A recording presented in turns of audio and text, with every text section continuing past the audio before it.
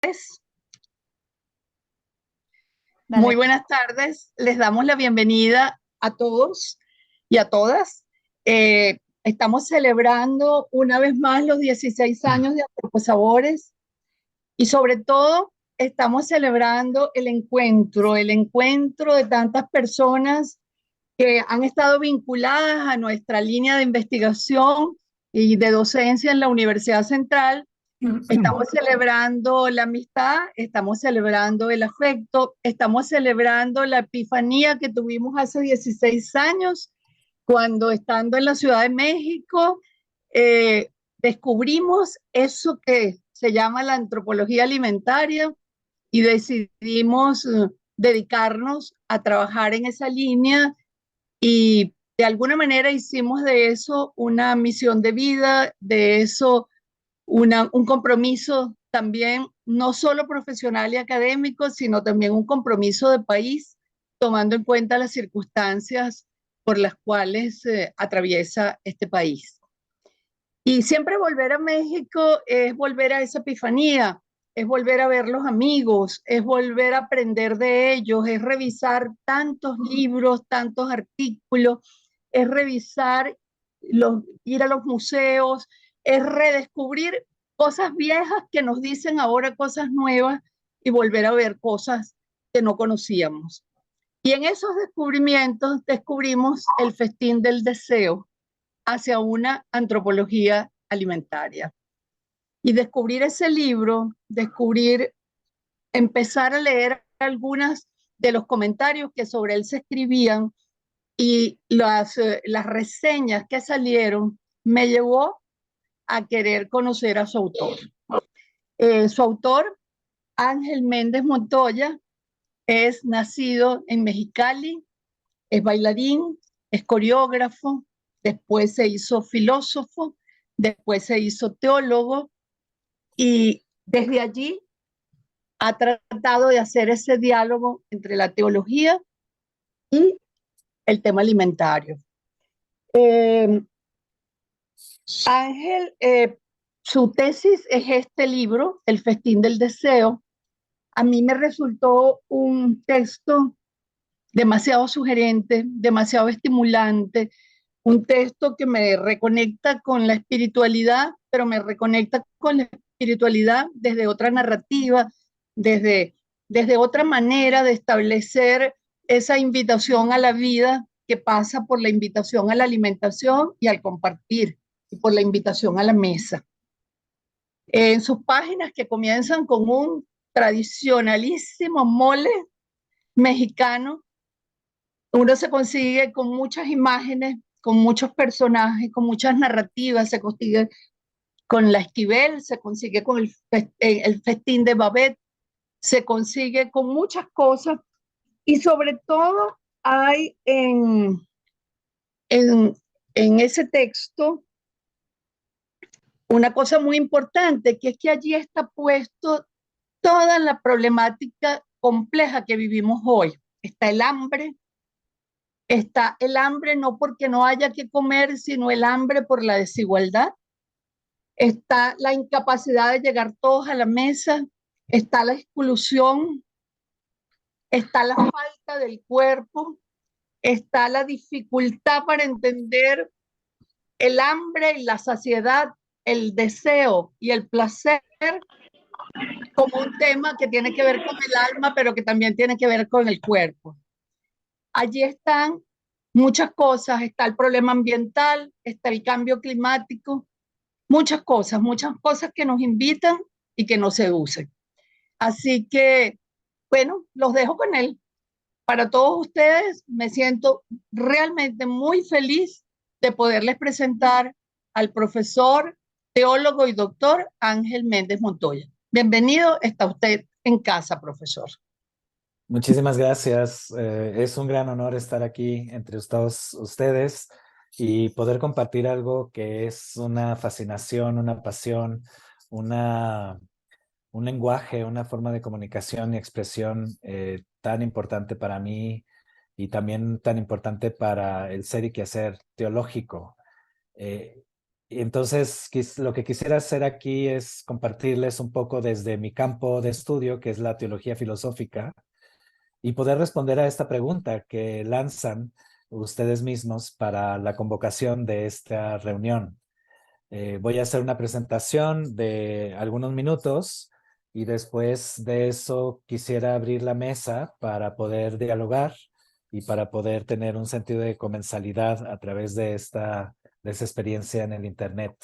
Yo estoy aquí en México, en la Ciudad de México, en la Universidad Iberoamericana, donde es que trabajo y doy clases y investigo. Pues la pregunta es una pregunta difícil, no tan fácil de contestar. ¿Es posible el diálogo entre la alimentación y la teología? Entonces lo que voy a hacer es tratar de ir directamente a una respuesta. Una respuesta, claro, va a ser una respuesta compleja, una respuesta que trae consigo la riqueza de esta pregunta y las posibilidades de este diálogo. Primero que nada quisiera decir que así como en una primera vista, en una visión como general, parecería que el alimento o la comida y la teología son dos mundos completamente aparte. Por ejemplo, en una primera impresión, ¿no? De la generalidad. Para muchos la comida es algo definitivamente básico, cotidiano, mundano, mientras que la teología puede ser muy abstracta y muy extramundana, ¿verdad?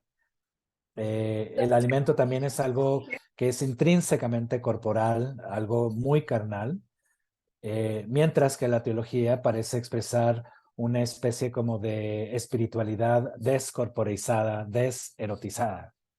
Ah, la comida también nos habla de una necesidad muy básica de los seres humanos, que sin comer morimos de hambre. Es algo muy visceral y es algo que incrementa nuestro sentido del deseo.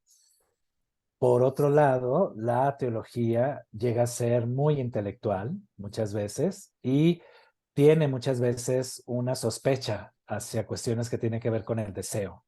El deseo para la teología, así se ha visto a través de los siglos, es demasiado subjetivo y conduce a excesos incluso, ¿no? Para la tradición cristiana, por ejemplo, en la teología cristiana, porque pues también hay que decir que la teología puede ser diferentes religiones, no únicamente cristiana, pero considerando que vivimos en un continente predominantemente cristiano, por toda la influencia que hubo de la colonización, podemos ver que en la tradición cristiana la ingesta del fruto prohibido marca la condición de pecado. Y por eso es que la teología también considera a la comida y al alimento como algo negativo. Existe incluso una herencia dentro de la teología y la filosofía de lo que llaman la jerarquía de los sentidos. Voy a hablar más adelante de eso un poquito, en donde el sentido del tacto, del olfato y del gusto son los más bajos. Y el sentido del gusto es el más bajo de todos, ¿no? Porque nos lleva al pecado, por ejemplo, ¿no? En el caso de estas tradiciones más conservadoras de la teología cristiana. Y por lo tanto, no es digno de ser estudiado. Yo cuando estaba estudiando mi doctorado en teología filosófica, pues una pregunta básica que nos hacen a todos los que estamos estudiando doctorado es, ¿de qué se trata tu tesis? ¿Qué estás investigando? Y cuando yo les decía, estoy investigando sobre la comida y la teología filosófica, pues me veían con ojos de extrañeza, de, bueno, ¿cuál es la relación que existe entre la teología y la comida? Porque es algo que no ha sido digno dentro de la tradición, tanto filosófica como teológica, de estudiar en estos dos campos de estudio. Entonces, a la luz de estas como generalidades o impresiones generales que vemos de la gente cuando piensa en comida y cuando piensa en teología, pues podríamos ver de que una relación oximorónica, ¿no? Una relación contrastante, antagónica, y muy pocas veces podemos encontrar un diálogo. Pero lo que quisiera hacer aquí en esta presentación y compartirles a ustedes es considerar la posibilidad de un diálogo que sea franco y enriquecedor entre la comida y la teología. Siempre y cuando, y hay un siempre y cuando, lo hagamos desde otra manera de hacer teología, que es lo que yo propongo. Una teología que sea de carácter crítico, que sea de carácter sapiencial y que promueva prácticas emancipadoras y transformadoras. Aquí es inspirándome sobre todo en las teologías de liberación y algunas teologías de la post-liberación. Entonces voy a explicar qué quiero decir con este tipo de teología y de esa manera vamos a ver, a estar viendo y discerniendo cuál es la relación, cómo se puede hacer un diálogo entre la alimentación y la teología. Entonces, primero, con teología crítica, lo que quiero decir con eso es una teología que sea, que esté dispuesta a aprender de la vida, aprender del mundo, aprender de las personas, aprender del planeta.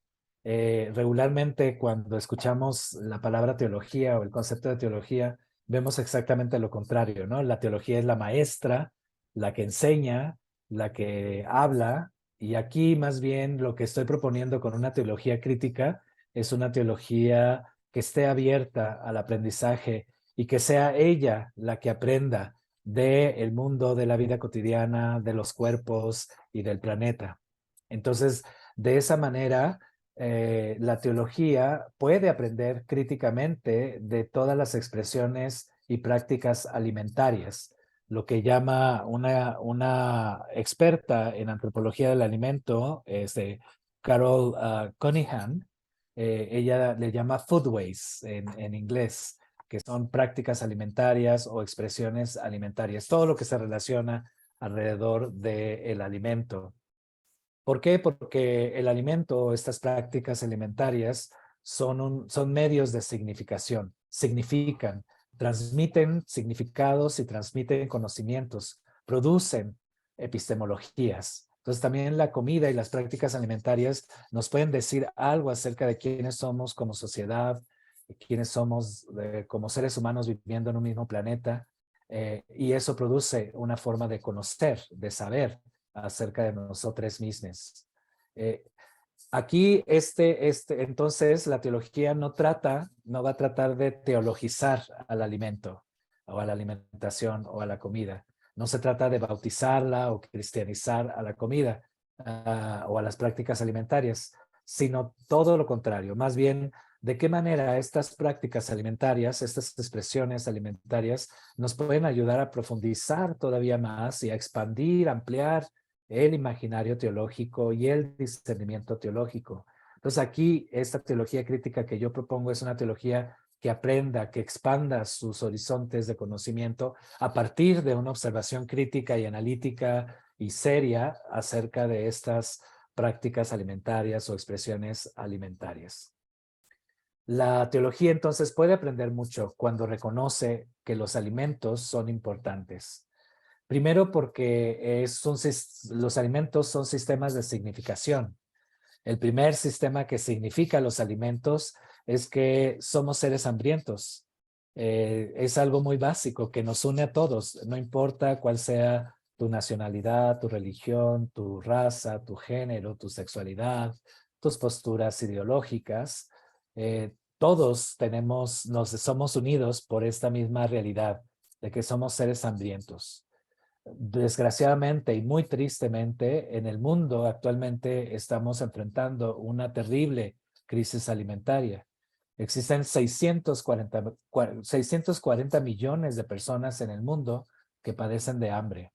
En Latinoamérica tenemos a Guatemala, El Salvador, Honduras y Venezuela como aquellos países que más sufren de esta crisis alimentaria. Entonces, sí, el hambre es algo básico que nos une a todos, a todas, a todes, pero no todas las hambres son iguales.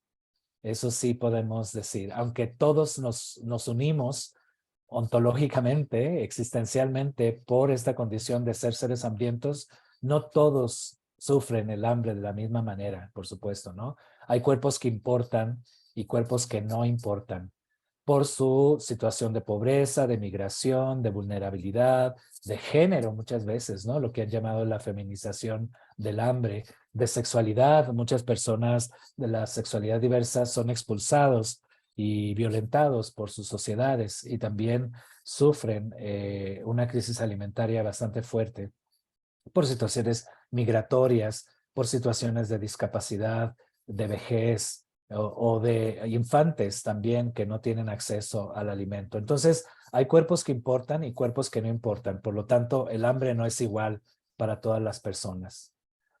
También el hambre es diversa también, ¿no? No es la misma para todas las personas.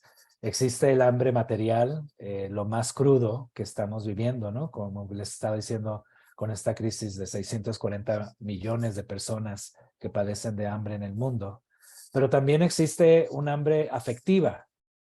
Queremos estar en relación con otras personas, deseamos ser amados, reconocidos, deseamos esta relación con otras personas. Hay algo de afectivo también en el hambre, un hambre de afecto, un hambre espiritual también, ¿no? De valores, el hambre por la justicia, el hambre por la verdad, el hambre por el amor, el hambre por una vida de paz, un bien vivir para todas las personas.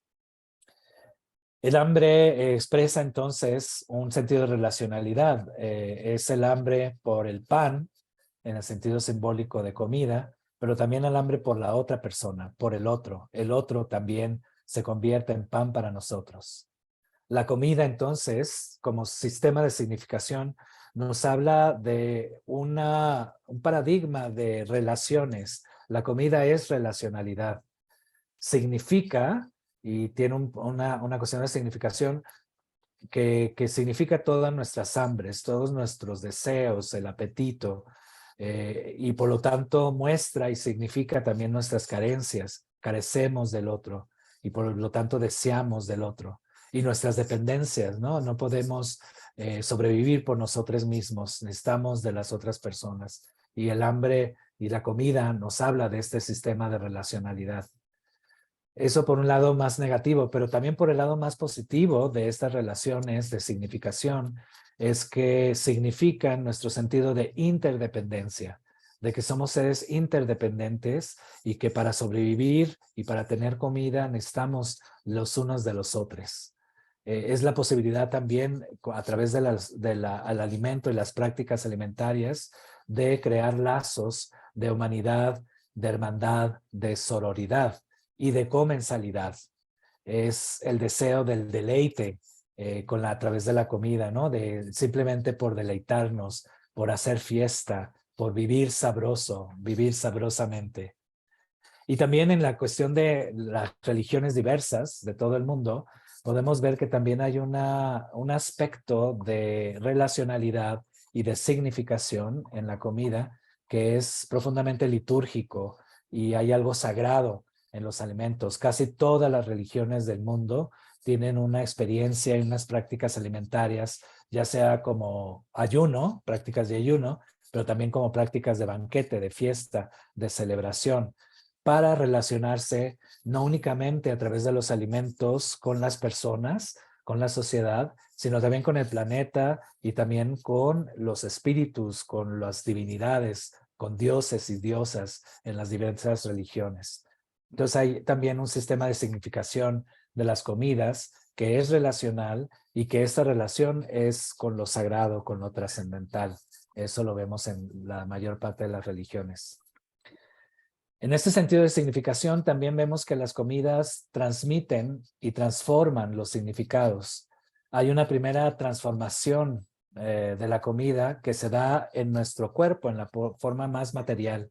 Eso que comemos se convierte en parte de nosotros mismos, parte de nuestro cuerpo, en vitaminas, en proteínas, se ayuda a nuestros músculos, a nuestro cerebro, a nuestro corazón, a nuestros órganos a sobrevivir. Entonces se incorpora a la comida, ¿no? Hay una transformación del alimento que al momento de comerla se transforma dentro de nuestro cuerpo y se incorpora en nuestro cuerpo. También la comida es una transmisión de significado porque expresa una forma de comunicación, es un medio de comunicación. En la novela de Laura Esquivel, Como agua para chocolate, que también es una película que tiene el mismo título, Como agua para chocolate, El personaje principal es Tita, una cocinera extraordinaria, y está enamorada de Pedro, un amor imposible.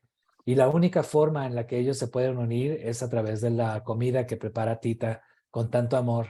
Entonces Tita se comunica con Pedro, a pesar de que no se pueden unir físicamente y sexualmente, se pueden unir a través del medio de comunicación que son los alimentos, y todo lo que las emociones que tiene Tita las transmite y las comunica a su amado Pedro cuando está triste, cuando está feliz, cuando quiere expresar su amor, también lo hace a través de los alimentos. Tenemos la frase muy famosa que dice, somos lo que comemos. Entonces ahí también es otra forma de transmisión de significados. Eso que somos es algo que comemos en la vida diaria, y la forma en que tratamos el planeta también. Manifiesta nuestra relación que tenemos la comida con la tierra, con los animales, con las plantas, con los frutos, con toda la ecología y los ecosistemas, para bien y para mal, ¿no? O sea, muchas veces para mal, porque también nuestros sistemas alimentarios eh, muestran una transmisión de significados que es negativa y explotativa. Es una explotación al trabajador, explotación a la tierra y a la ecología. Eh, eh, También muestra relaciones que son de carácter intersocial, cómo nos relacionamos socialmente, de carácter sexogenéricas, como ya había dicho anteriormente, relaciones religiosas, económicas, estéticas y políticas. Uh, Finalmente, dentro de este apartado de una teología crítica y de una teología que vea los alimentos como sistema de significación, podemos ver que los alimentos producen epistemologías y saberes diversos. Es un sentido, por ejemplo, a través de la comida y de lo que comemos, nos da un sentido, por ejemplo, de identidad personal o de identidad cultural o de identidad nacional. En todos los países existen alimentos que son típicos de una identidad de tipo cultural y nacional, o una identidad religiosa en muchas creencias religiosas, o ecológica también, ¿no? Cómo nos identificamos con el planeta y con la ecología.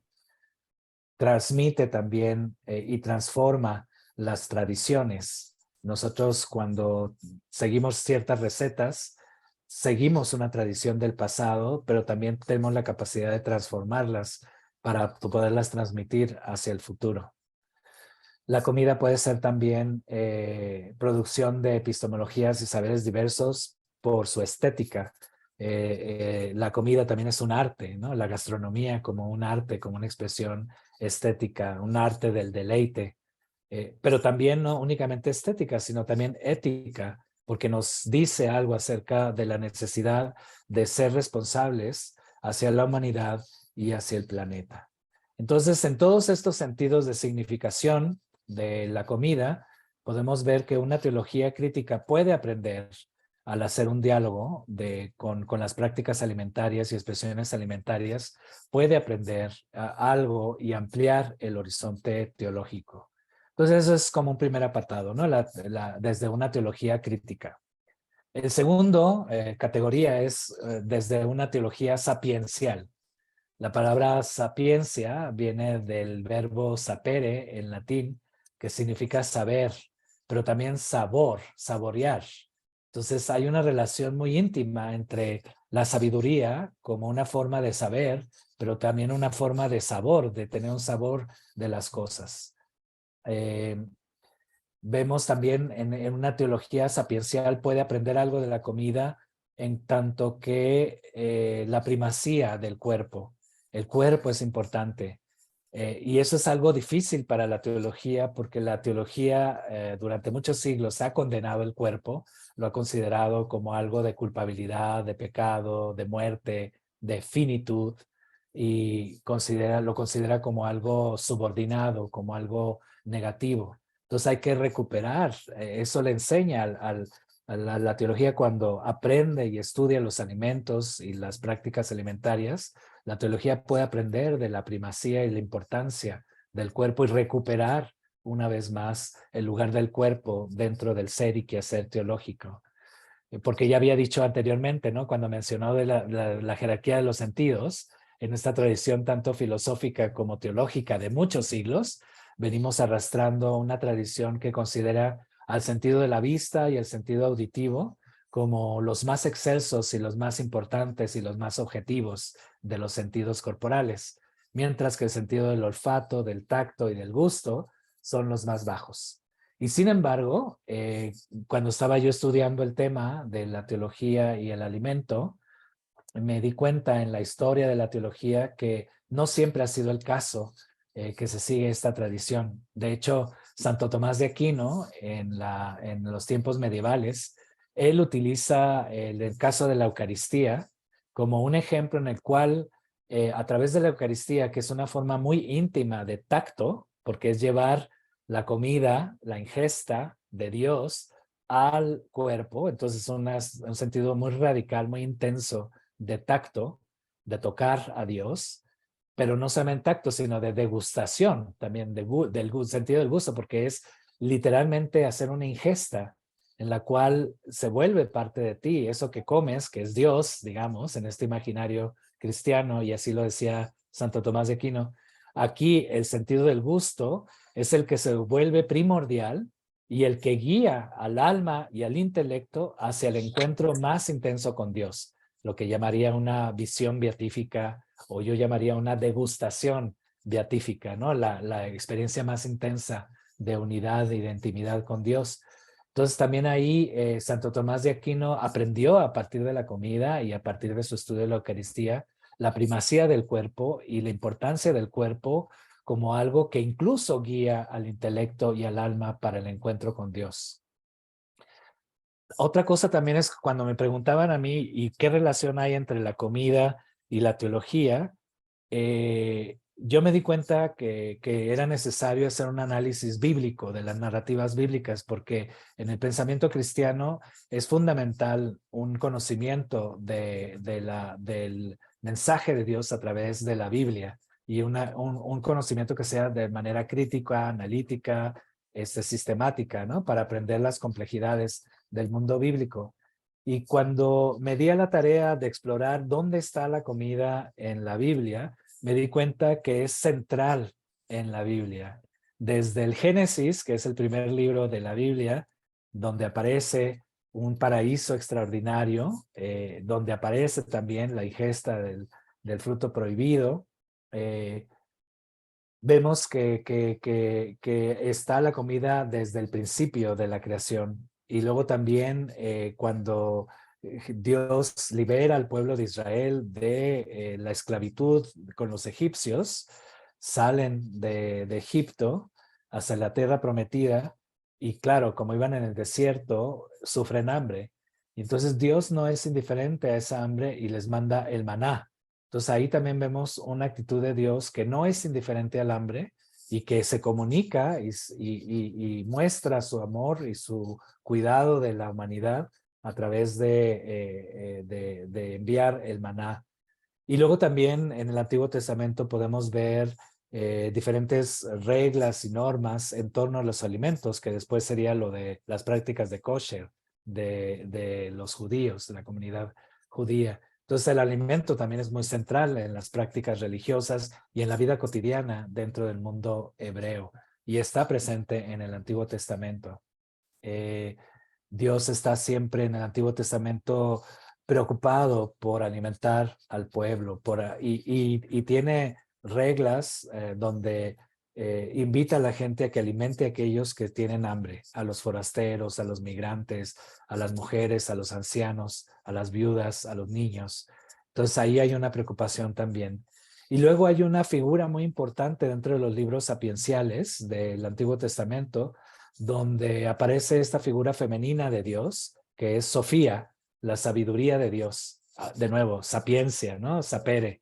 Entonces, Sofía es Dios, es una figura literaria y metafórica, simbólica de Dios, y es una mujer que en algunas ocasiones prepara un banquete, es una cocinera, y sale a las calles a invitar a la gente y entonces todos están invitados a participar del banquete de la sabiduría divina. La sabiduría, Sofía, es también pan, es también fruto, es también aroma, es también miel, es también algo dulce. Entonces la sabiduría de Dios es algo que se come también. Y esto precede al Nuevo Testamento porque pasamos de la historia, de la narrativa del mundo hebreo en el Antiguo Testamento, de un Dios que alimenta a su pueblo, a una radicalización de este alimento en donde Dios se convierte en fuente de alimento para las personas. Entonces, ahí vemos que Dios se convierte en alimento y ese es el mensaje principal de la Eucaristía, ¿no? Que Jesucristo se menciona a sí mismo como pan de vida, como bebida de vida eterna. Entonces también ahí no únicamente alimenta al pueblo, sino también Dios mismo en Jesús se convierte en alimento para las personas. Entonces la Eucaristía vislumbra este deseo divino, o sea, es un Dios del eros realmente, ¿no? Un Dios que desea intimar con nosotros, comunicarse con nosotros y lo hace a partir de los alimentos hasta el punto tal de convertirse en fuente de alimento. Entonces, una unión de deseos, el deseo de Dios de intimar con nosotros y el deseo de la humanidad de intimar y de unirse a Dios. Y luego en el Nuevo Testamento vemos a Jesús que está siempre en fiestas, comilongas, convive con la gente más despreciada de su tiempo, los que no son invitados a la mesa. Entonces él rompe, subvierte esas reglas de sociedad, de quién es incluido y quién es excluido, y él incluye a todos los que son excluidos, a las prostitutas, a los pecadores, a los enfermos, a los que nadie se puede acercar a ellos, a las mujeres que tampoco podían convivir muchas veces en la comensalidad de la mesa en aquel tiempo, y él invita a todos estos excluidos a la mesa. Entonces también vemos que una de las mayores razones por la cual Jesús fue asesinado de una manera tan cruel e injusta es por sus prácticas alimentarias. Y a veces decían que nada más se la pasaba en comilongas y borracheras y todo eso. Entonces Jesús siempre andaba en la fiesta. Sus mensajes siempre incluían símbolos y parábolas de alimentación, de comida, de imágenes de agricultura, de banquetes, etcétera. Y luego muchas de sus prácticas también eran alimentarias. Entonces era muy central, ¿no? En la multiplicación de los panes, en la pesca milagrosa, el reconocimiento de Jesús resucitado en Emaús, cuando justamente parte y comparte el pan, etcétera. Entonces es central en la Biblia el tema de la comida. Entonces podemos verlo hasta el Apocalipsis incluso, ¿no? En el fin del mundo nos dice el Apocalipsis que va a ser un banquete nupcial además, ¿no? Un banquete de bodas, un banquete de amor. Y entonces va a ser una gran fiesta, un gran banquete en el fin de los tiempos. Entonces, en ese imaginario, a través de la Biblia, podemos contemplar que hay una teología también sapiencial que aprende acerca de la comida y que está presente ahí, que es central en las Sagradas Escrituras o en la Biblia, en el mundo judío-cristiano. El reino de Dios es un reino que se da a través del banquete, de una mesa compartida, que se abre hacia aquellos que tienen hambre y hacia aquellas personas que son excluidas. El alimento, entonces, en esta teología sapiencial, tiene una dimensión que es deificante, una forma de unirnos a Dios y de ser deificados de alguna manera, ¿no? A través de los alimentos. Otro aspecto dentro de esta teología sapiencial que puede aprender de la comida es que cocinar, por ejemplo, seguramente algunos de ustedes han cocinado y les gusta la cocina. Yo lo considero como un acto de fe y de amor verdadero, ¿no? Cuando cocinamos algo, tenemos fe en que va a ser algo bueno, ¿no? Tenemos fe en inventar, en imaginarnos y en transmitir tradiciones culinarias para poder alimentar a las otras personas y que lo disfruten. A mí cuando cocino, lo que más me encanta es cuando la gente disfruta de la comida, ¿no? Y que puedo compartir eso con las personas. Entonces, deseamos que salga bien.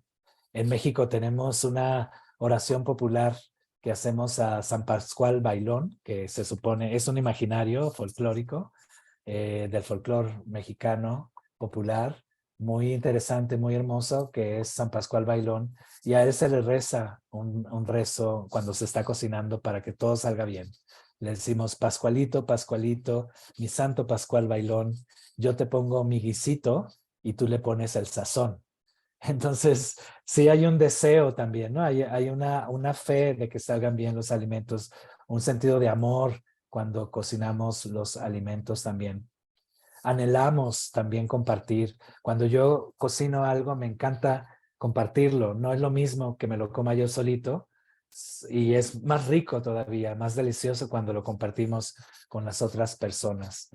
Aquí en México, por ejemplo, están las patronas. Es un grupo de mujeres en una zona rural muy empobrecida en Veracruz, en el sur de México, donde pasa la bestia, este tren que trae a todos los migrantes que vienen de Centroamérica y Sudamérica y que quieren atravesar estas tierras de México y sufren muchísimo pues de hambre y de violencia y de todo el terror que hay en México y el crimen que hay hacia las personas migrantes.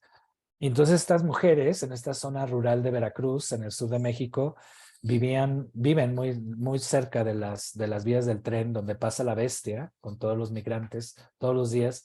Y llegó un punto en el cual ellas dijeron, ok, nosotros no tenemos mucho de comer, somos mujeres pobres, pero vemos que hay una necesidad en los migrantes de comer algo. Entonces, ellas no fueron indiferentes y quisieron compartir. Y entonces hicieron una organización en la cual todos los días preparan comida, las ponen en bolsas y se las dan a los migrantes cuando pasan por ahí.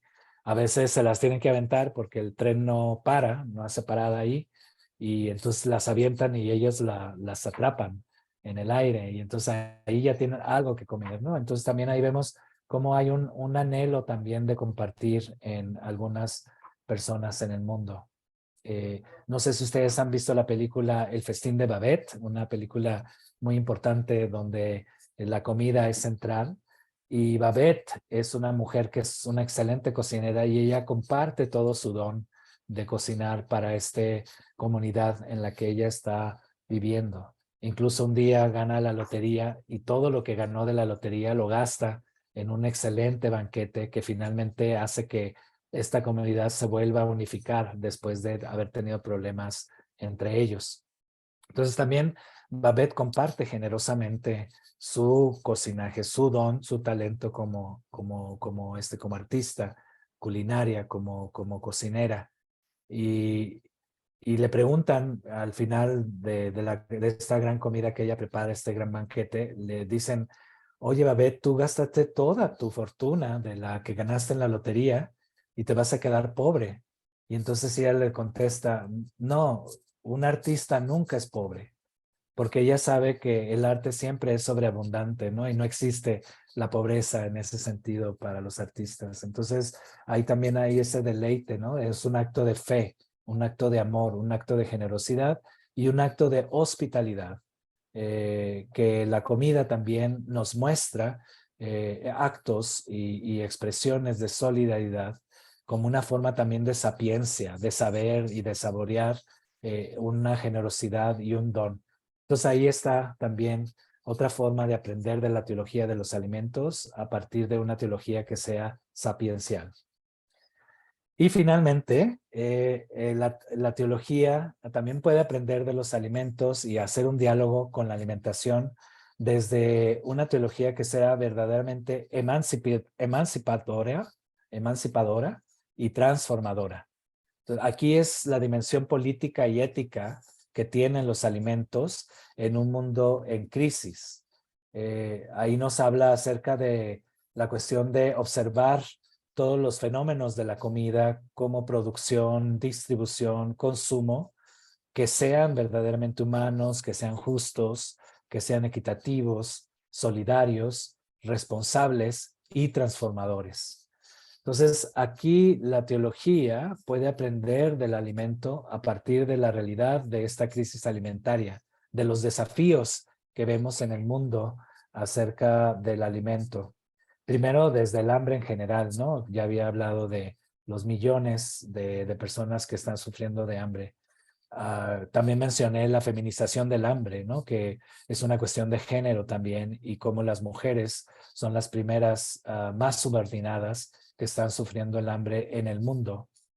También podemos ver el desafío de la industria alimentaria, ¿no? ¿Quiénes controlan el alimento? Que la globalización, las transnacionales, que únicamente les importa la ganancia de los alimentos, aunque no haya mercado justo, aunque exploten a los trabajadores, aunque exploten a la tierra misma y a la ecología. Entonces ahí hay un problema muy grande de la industria alimentaria.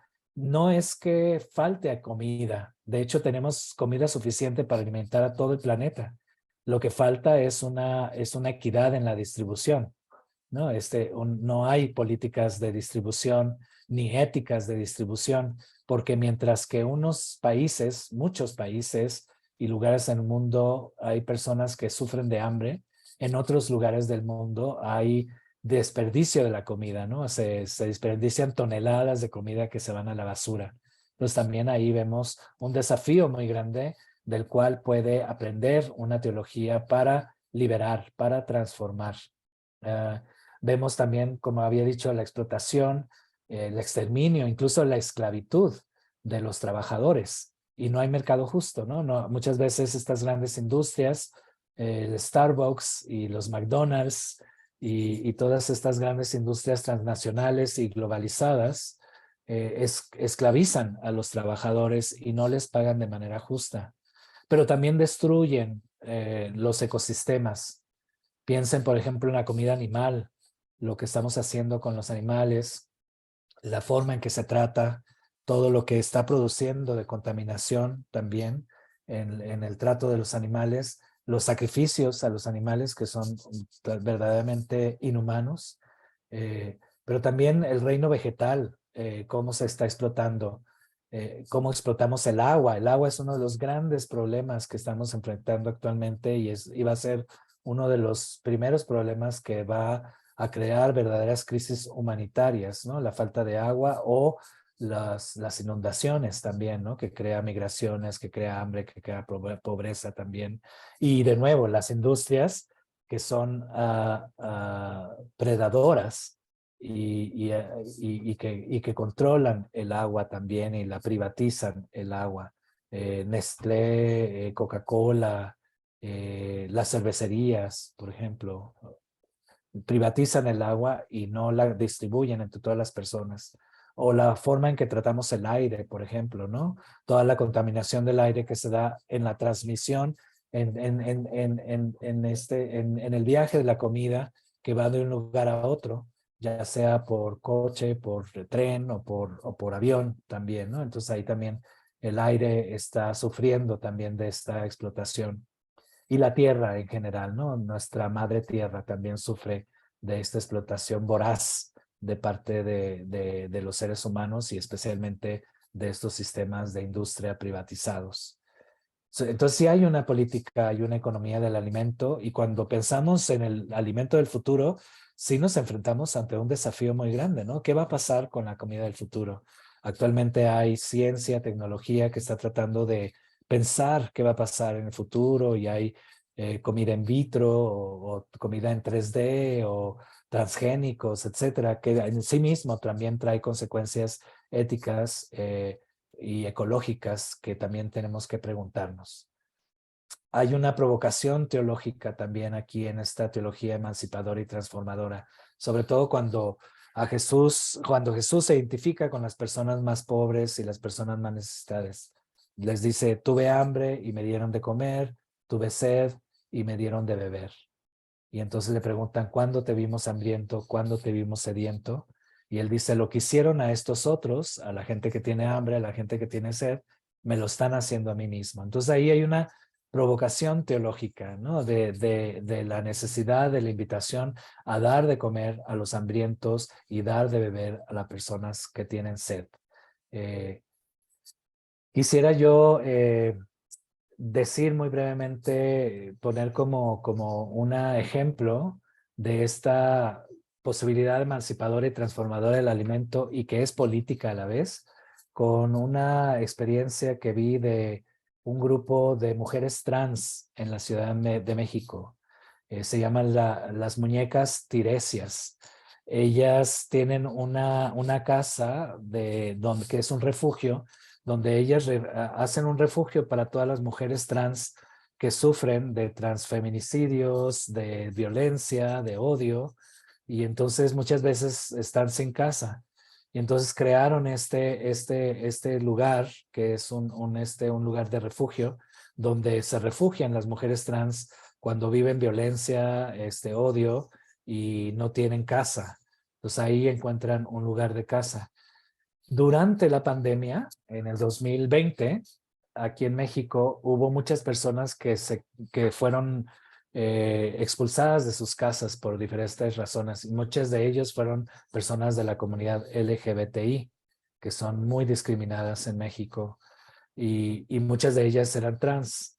Entonces, cuando estas mujeres trans, las muñecas tiresias, vieron que había muchas homeless, muchas personas en casa, en las calles y sin comida, ellas dijeron, no puede ser, tenemos que hacer algo, ¿no? O sea, no puede ser que nosotros tengamos comida en la alacena y que haya gente en las calles que no tienen comida. Todo lo que hicieron fue dar de comer, salir a las calles y preparar comida y dar de comer a todas las personas de manera gratuita. Entonces, para mí eso se convirtió en un paradigma de Eucaristía, en el sentido más amplio de la Eucaristía. No, porque ciertamente que hay un problema con la Eucaristía en contextos al menos católicos, donde yo me he desarrollado más, donde la Eucaristía en lugar de ser un símbolo de inclusión, es un símbolo de exclusión.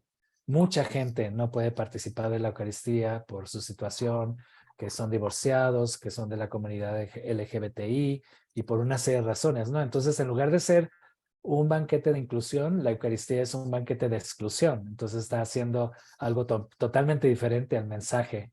Y entonces yo vi con las muñecas tiresias, en su gesto de dar de comer a las personas sin comida y a las personas sin casa, me di cuenta que ahí está un ejemplo de Eucaristía. Ese es el modelo eucarístico que tenemos que seguir. Es muy escandaloso y muy queer, ¿no? Es una queerización del cristianismo, del catolicismo y de la Eucaristía misma que nos enseñan estas mujeres trans. Eh, y bueno, finalmente quisiera decir que en esta teología emancipadora y transformadora también tenemos que aprender de las sabidurías del sur, de otras sabidurías fuera del norte global y político ideológico, ¿no? En el sur hay otras sabidurías también, y la forma en que compartimos desde nuestros pueblos originarios, pueblos afrodescendientes, pueblos en situaciones y vivencias rurales, en situaciones de pobreza, vemos que hay un sentido de generosidad muy importante, de una necesidad de dar de comer a las personas que tienen hambre y de un deseo de vivir sabroso, ¿no? Que es una expresión también muy de Latinoamérica, de los grupos de comunidades de pueblos originarios y también afrodescendientes, que es vivir sabroso. No únicamente resistir, ¿no? Un acto de resistencia y de lucha, sino también de festividad, de celebrar, de vivir sabrosamente y hacerlo a través de la comida, a través de las fiestas, a través de las danzas. Actualmente yo estoy haciendo una investigación sobre la relación interseccional que hay entre comida, danza y religión. Y me doy cuenta que la mayor parte de las religiones van las tres unidas, ¿no? Aquí en México los bautismos, las quinceañeras, las bodas van acompañadas de comida y de danza, todos bailan, y de religión, ¿no? Entonces, ¿cómo están unidas estas tres de una manera intercultural y de una manera interseccional y de una manera interreligiosa también? Es lo que Leonardo Boff llama el desarrollo de una espiritualidad cósmica, ¿no? Más allá de una religión específica, más bien la relación con el planeta, la relación con el cosmos. Y ahí vemos una teología verdaderamente emancipadora y transformadora, el desarrollo de una espiritualidad cósmica. Entonces, como último comentario que quisiera hacer para ahora abrir la mesa al diálogo, es de nuevo, contestar la pregunta, ¿no? ¿Es posible el diálogo entre alimento y teología? Sí es posible, siempre y cuando sea una teología crítica, una teología de carácter sapiencial y una teología que sea verdaderamente emancipadora y transformadora. Y no solamente es posible, sino que en estas circunstancias de la crisis alimentaria que existe en el planeta, no solamente es posible, sino que es una cuestión urgente. Es algo que tenemos que hacer, este diálogo, para poder sobrevivir y para poder solidarizarnos con un mundo en crisis. Bueno, ahí lo dejo y lo abrimos ahora sí la mesa para el diálogo. Muchas gracias. Muchas gracias a ti. Yo creo que hay, bueno, antes de darle la palabra a las personas que nos acompañan, yo creo que la mesa está puesta, la mesa está servida. Hay aquí un banquete de ideas, un banquete muy transgresor, muy provocador, muy transgresor, un banquete puesto allí, pero además de mucha sabiduría, pero también de mucha emoción, de muchos sentimientos, ¿no? Yo inmediatamente me acordé al final de tu intervención de una experiencia que vivimos con una familia que nos invitó a Iztapalapa a una cosa que se llamaba el baile de los colores y que tenía una canción maravillosa donde, bueno, qué sé yo, era una boda entre unas personas. El matrimonio del Huitlacoche, algo así era. El matrimonio del Qué padre. Huitlacoche, exacto. Y esa experiencia de familiaridad, de vida, de interacción, que tenía que ver con eso, con unos tacos que nos habían preparado especialmente para ese día, con lo que comimos, con lo que vivimos, con lo de familia que allí sentimos. Era eso que tú describías como esa Eucaristía, ese vivir sabroso, esa interculturalidad, ¿no? En medio del matrimonio del Huitlacoche, por allá por un campo que se llamaba no sé cómo. Pero bueno, vamos a darle la palabra a las personas que están ya levantando su manito. Y bueno, creo, me lo recuerdan, por favor, ya pusimos en Nashla, puso en el chat todos los datos para los que estén interesados en descargar el Festín del Deseo por una generosidad de la editorial que nos está permitiendo descargarlo, la editorial Alios Ventos, y que nos ofrece una copia electrónica del libro a los que quieran solicitarlo ingresando a la dirección que está allí en el chat. Entonces les recordamos eso. Entonces, bueno, le damos la palabra primero a Mariana y segundo a Laura, mientras van apareciendo otras manitos y las vemos por aquí. Si no las veo, me lo escriben en el chat, por favor. Adelante. Ángel, bueno, me encantó escucharte, sabía que así iba a ser, pero me gustó aún más de lo que esperaba y quiero reiterar mi agradecimiento por acceder a esta invitación y también por compartir con el proyecto de mi mamá toda tu investigación y todos tus conocimientos que siento que son, o sea, también un poco tratando de responder a la pregunta después de haberte escuchado, ¿es posible el diálogo entre la alimentación y la teología? Diría que después de escucharte pienso que no solo es posible, sino urgente, urgentísimo y necesario. Y bueno, me encantó escucharte y quería comentar dos cosas. Una es una pregunta y otra es un poco un comentario. La primera es que escuchando todo esto acerca de la teología, de lo que además no tenía idea alguna, me pregunto ahora en estos nuevos estados-nación que estamos viviendo, ¿no? Y en estas nuevas institucionalidades de las migraciones, de las mujeres, del género, del hambre, ¿no? Pensando en Oxfam, pensando en ONU Mujeres, pensando en la ACNUR y en todas estas instituciones que nos dan cifras de hambre, que nos dan cifras de las desigualdades. ¿Cómo podría la teología como disciplina influir, ¿no? Porque siento que en nuestros nuevos estados-nación, quizás desde la modernidad para acá, o no sé, esta cosa de los estados laicos ha suprimido por completo cualquier cosa de la espiritualidad o cualquier influencia de la espiritualidad, que creo que puede haber una diferencia muy grande entre la cosa espiritual de los valores, ¿no? Y de una búsqueda de los valores o de una búsqueda como de la bondad a lo religioso, ¿no? Entonces creo que en la cosa laica lo religioso ha quedado por completo excluida y la incidencia de la espiritualidad como una búsqueda de valores o de bondad o de lo que sea está completamente anulada, ¿no? Entonces yo me pregunto si la teología como disciplina puede aportar a esta institucionalidad que no sé muy bien hasta dónde realmente nos sirve, o desde la academia, o cómo podríamos nosotros como ciudadanos y ciudadanas relacionarnos un poco más con esto para ver de qué manera podría incidir más en nuestras acciones, ¿no? No solamente desde un punto de vista espiritual, sino desde un punto de vista de una disciplina, digamos, que tiene cosas que aportar y que entiendo que a los estados-nación les funciona más validar cosas que vienen desde la academia a cosas que vengan desde nuestras intenciones espirituales. Esa es una primera pregunta, quizás ingenua de mi parte, no lo sé. Y No, lo no, no, no, otro, al contrario. Sí, y adelante.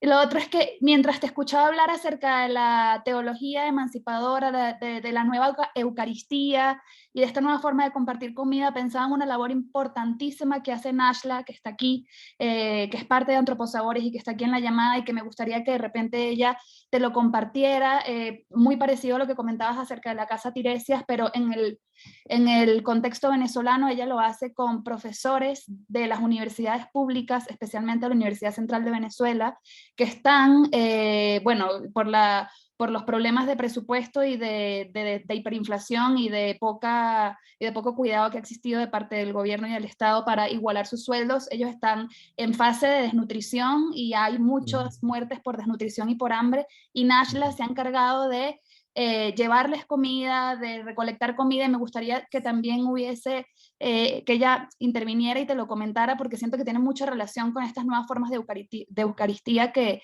comentabas, pero en el contexto de la crisis venezolana, que es muy particular porque a diferencia de las personas trans que tú mencionabas, son personas de la academia, con títulos universitarios, que han prestado su vida al servicio educativo público, que tienen, como mi mamá, 40 años dando clases en una de las que se supone eran las primeras universidades del país, y que ahora no tienen cómo acceder a los alimentos, ¿no? Entonces, bueno, por ahí iba mi intervención, y de nuevo reitero mi agradecimiento contigo.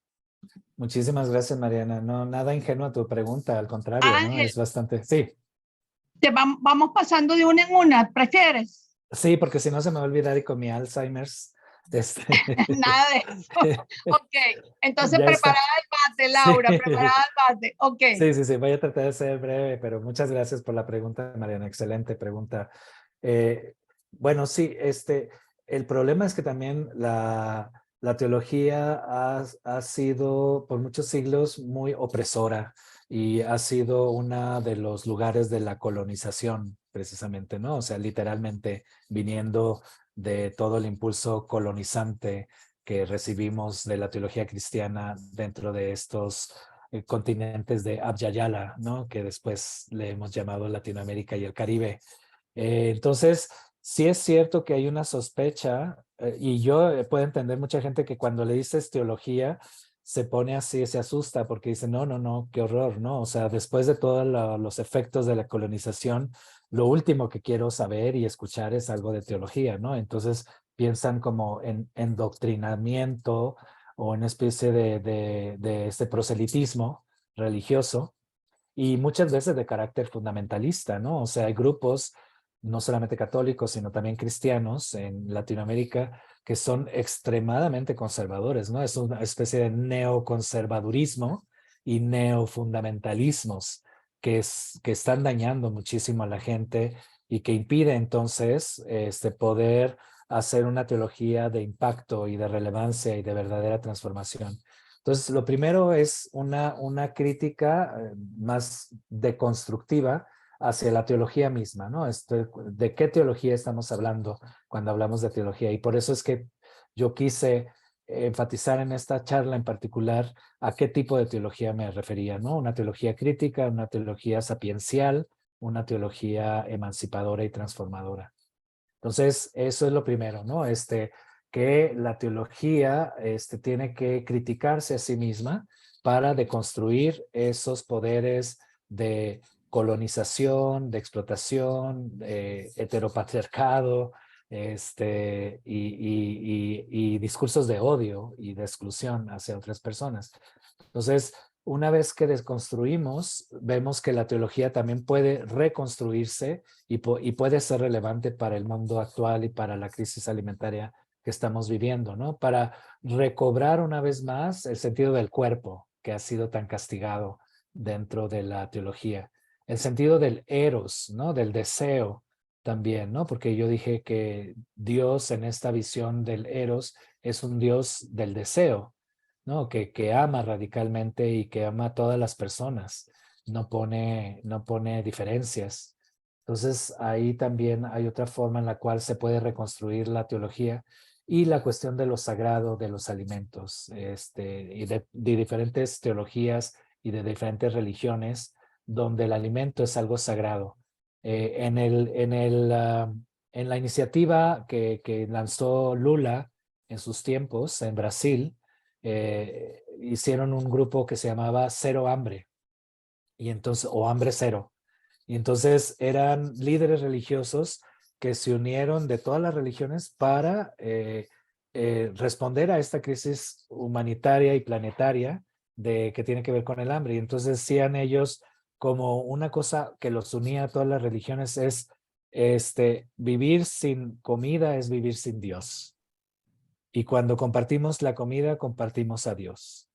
Pues ahí todos estaban de acuerdo, independientemente de la religión, de lo sagrado del alimento y de la importancia de compartir los alimentos como una forma de hacer teología, de una espiritualidad que responda a una teología de la no indiferencia. Entonces, yo creo que ahí también la teología, esta teología crítica, sapiencial, emancipadora, transformadora, puede también subvertir y transformar a un mundo que está en crisis a partir de esta vivencia de una espiritualidad que yo llamé cósmica, ¿no? Una espiritualidad en la cual el planeta, en la cual las personas, los seres humanos, todo es una expresión también del compartir de Dios, y por lo tanto estamos llamados a compartir la comida con las personas que más lo necesitan. Entonces ahí yo diría que ahí es una forma en la cual la teología puede decir algo, puede ser relevante y puede buscar transformaciones.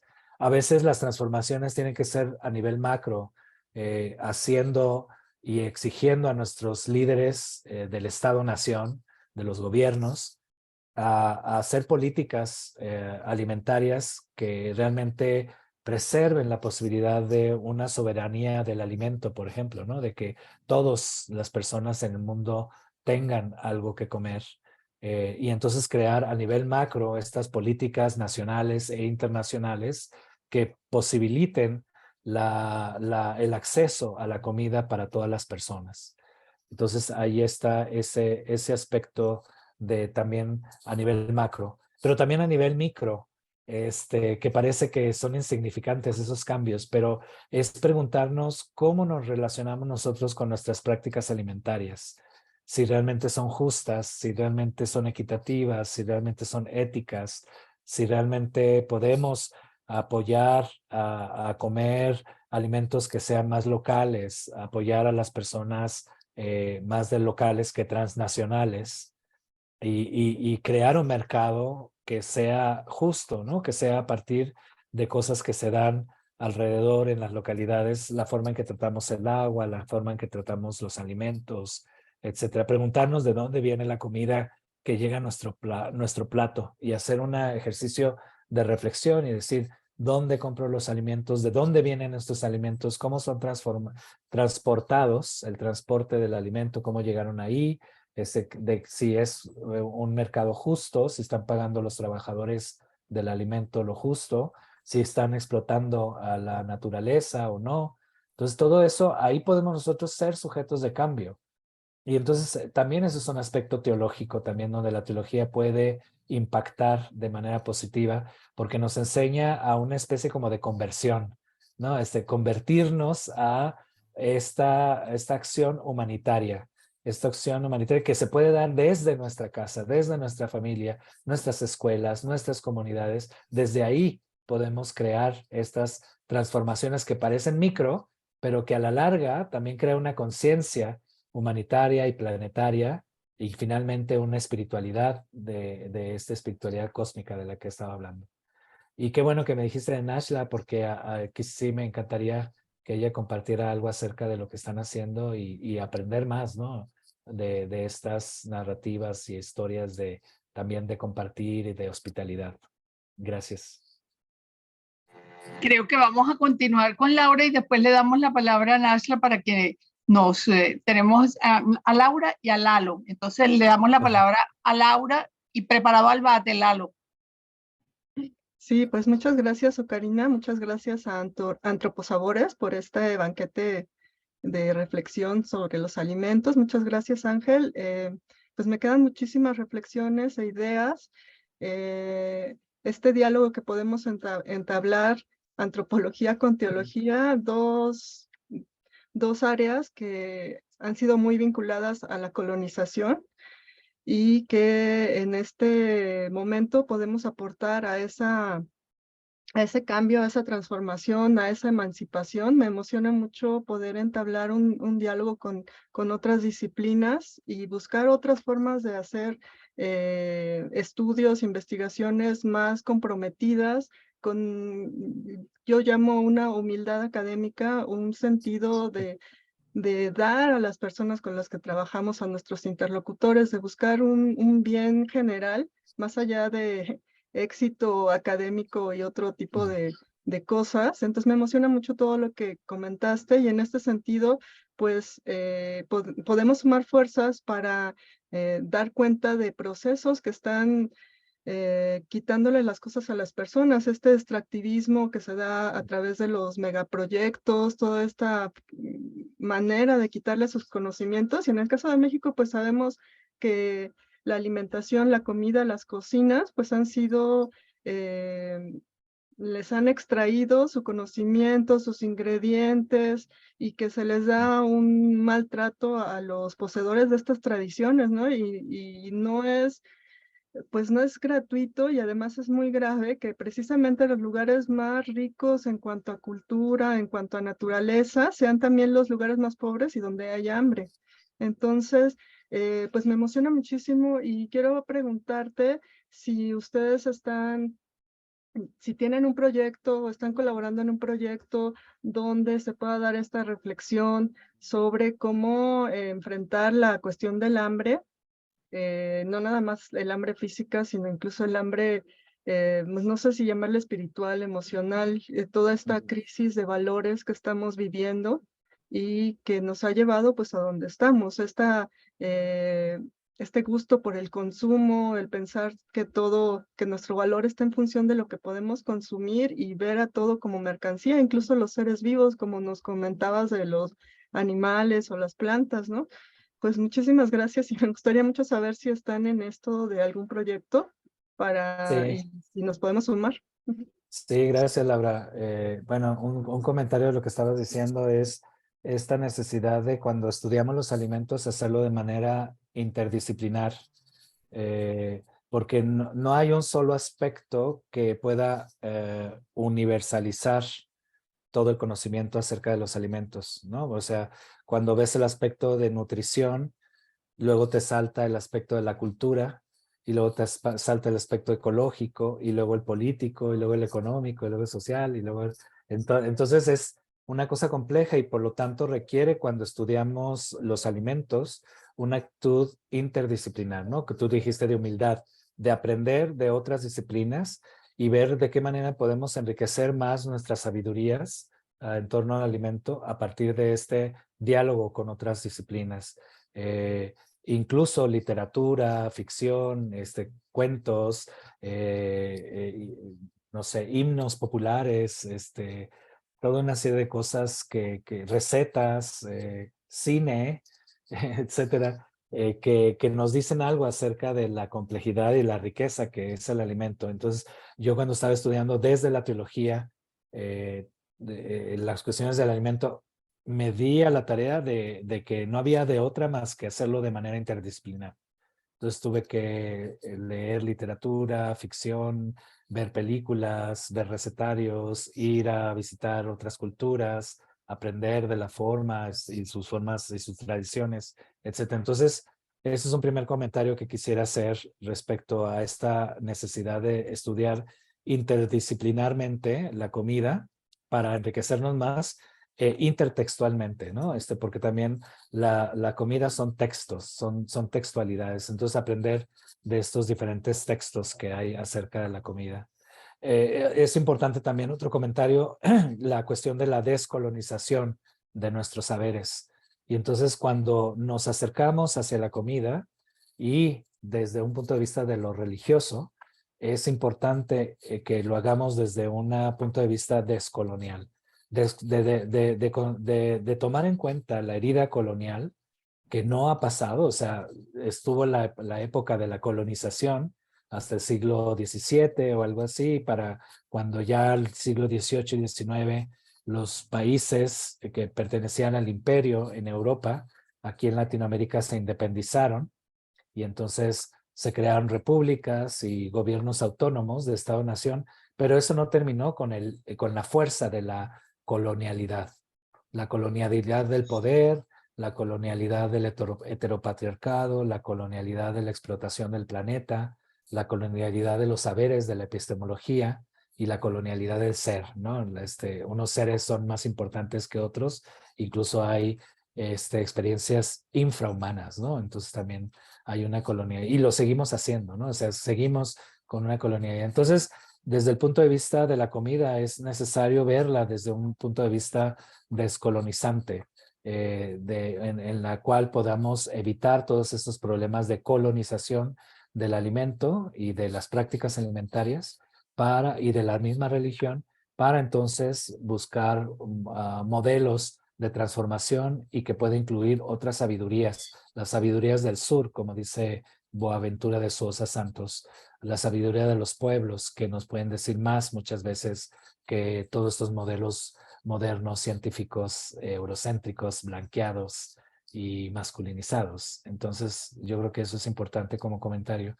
Y para contestar a tu pregunta muy brevemente, aquí en la Ibero sí tenemos el Departamento de Nutrición, donde hace estos estudios interdisciplinares, interculturales, acerca de la comida, y también el Departamento de Sustentabilidad, donde se buscan alternativas para un mundo mejor, para otro mundo posible.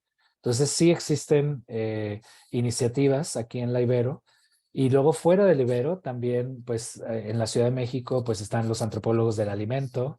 Aquí está Giapsi Arias, también presente, y ella es del grupo de antropólogos del alimento también, que están haciendo un esfuerzo por conocer más y difundir más el conocimiento, las sabidurías acerca del alimento y de la necesidad de transformar el planeta también, ¿no? Desde la antropología alimentaria.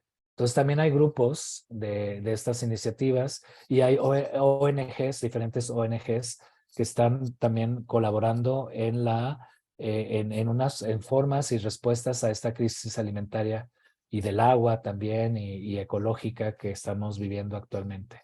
Entonces no estamos solos. La cosa es crear alianzas, abrir la mesa, buscar transformaciones a nivel micro y macro, a lo más que podamos, para enfrentar un mundo en crisis.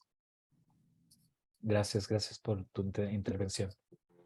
Continuamos con Lalo y preparado al bate Leonardo Páez y preparada al bate Mariana Martínez, que hizo una pregunta por el chat, pero que sí, que me parece, la podemos leer en el chat, pero la puede formular ella oralmente. Entonces vamos a darle la palabra a Lalo y después Mariana preparada.